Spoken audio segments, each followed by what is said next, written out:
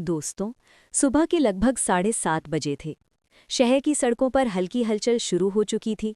School की बसें निकल रही थीं, दुकानें शटर उठा रही थीं और हर रोज की तरह सफाई कर्मचारी सड़कों को साफ कर रहे थे।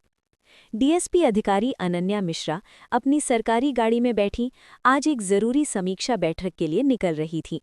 उनकी निगाहें आमतौर पर फाइलों, कॉल्स और आदेशों में उलझी रहती थीं। रोज की तरह ये सुबह भी सामान्य ही लग रही थी, लेकिन तभी एक मोड़ पर गाड़ी धीमी हुई। सामने हल्का ट्रैफिक था। ड्राइवर ने ब्रेक लगाया और उसी पल अनन्या की नज़र अनायास ही बाहर चली गई। सड़क किनारे कुछ सफाई कर्मचारी झाड़ू लगा रहे थे। सब अपने अपने काम में व्यस्त थे, लेकिन उनमें से एक व्यक्ति कुछ अलग सा लगा। उसकी चाल में थकान थी, चेहरे पर कोई शिकायत नहीं, बस चुपचाप झाड़ू चलाता हुआ। अनन्या ने दोबारा ध्यान से देखा और उसी पल उनकी सांसें थम सी गईं। वो चेहरा, वो आंखें, वो झुकी हुई गर्दन, वो कोई और नहीं, अमित था। वही अमित जिसे कभी उन्होंने अपना पति कहा था। वही अमित जिससे अलग होकर उन्होंने अपने करियर को चुना था। वही अमित जिसे उन्होंने वर्षों पहले अपने अतीत में दफन कर दिया था। लेकिन आज वो अतीत सड़क पर झाड़ू लगाए खड़ा था। अनन्या का दिल जैसे किसी ने कसकर पकड़ लिया हो। उन्होंने ड्राइवर से धीमे स्वर में कहा, गाड़ी रोको, 2 मिनट। ड्राइवर हैरान हुआ, लेकिन आदेश मान लिया। अनन्या गाड़ी से उतरी। कदम भारी थे, दिल तेज धड़क रहा था। अमित ने झाड़ू रोककर सिर उठाया। एक पल के लिए दोनों की नजरें मिली। बीच में एक लंबी खामोशी फैल गई। अमित की आंखों में न गुस्सा था, न सवाल, न शिकायत। उसने बस हल्का सा सिर झुका दिया, जैसे किसी अफसर को सम्मान दे रहा हो।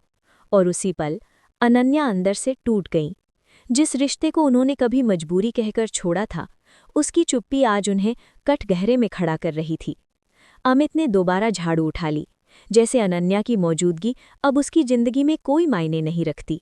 सिपाही ने पीछे से आवाज दी, मैडम, देर हो रही है। लेकिन अनन्या वहीं जमी रही। कुछ पल बाद वे वापस गाड़ी में बैठीं।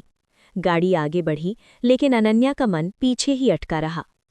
कुछ दूर जाकर उन्होंने अचानक कहा, गाड़ी वापस मोड़ो। ड्राइवर चौंक गया। वापस उसी जगह पहुंचे, लेकिन अमित वहां नहीं था। सिर्फ साफ की गई सड़क और उड़ती हुई धूल। मानो वो आदमी एक पल के लिए आया और फिर हवा में घुल गया। अनन्या के सीने में अजीब खालीपन भर गया। थाने पहुंचते ही वे काम में मन लगाने की कोशिश करती रहीं, लेकिन हर फाइल के पीछे एक ही चेहरा था। तभी एक सिपाही आया। मैडम, बाहर एक बुजुर्ग महिला आई हैं, कहती हैं बहुत जरूरी बात है। नाम बताया गया, शांति देवी। अनन्या के हाथ कांप गए। ये अमित की माँ थी।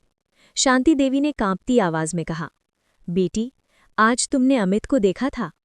अनन्या की आंखें भर आईं।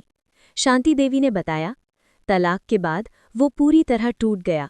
काम छूट गया, घर छूट गया। अब जो मिलता है वही कर लेता है। फिर वो वाक्य आया जिसने अनन्या की आत्मा हिला दी। आज वो बुखार में भी काम पर गया था, क्योंकि अगर आज नहीं जाता तो खाना नहीं मिलता। अनन्या बिना कुछ कहे उठ खड़ी हुई। वे उस झुग्गी तक पहुंची जहां अमित बीमार पड़ा था।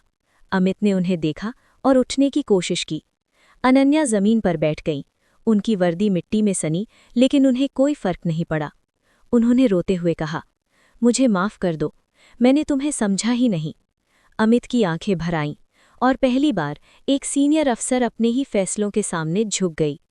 उस दिन लोगों ने देखा, इज्जत पद से नहीं, इंसानियत से बनती है।